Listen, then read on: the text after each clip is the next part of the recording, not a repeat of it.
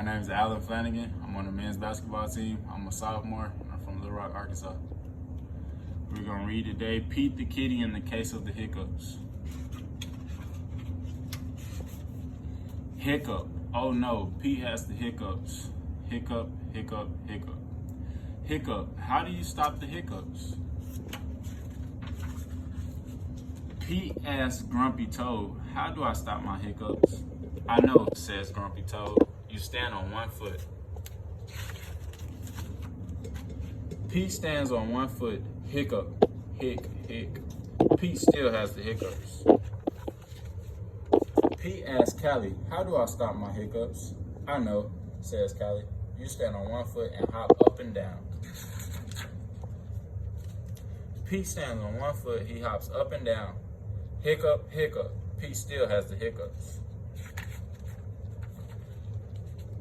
Pete asks Gus, how do I stop my hiccups? I know, says Gus. You stand on one foot and hop up and down and sing a song. Pete stands on one foot, he hops up and down, he sings a song. Hiccup, hiccup, hiccup. Pete still has the hiccups. Pete asks Bob, how do I stop my hiccups? I know, says Bob.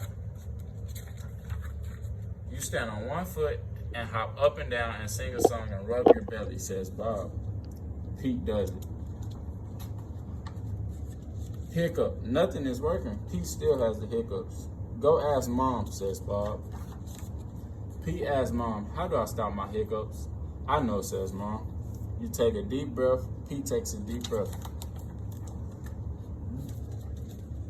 Hold your breath and blow it out, says Mom. Pete holds his breath. Pete blows his breath out. That's it, Pete asks. That's it, says Mom.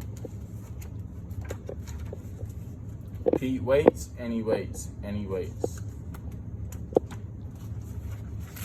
The hiccups are gone. Moms are so smart.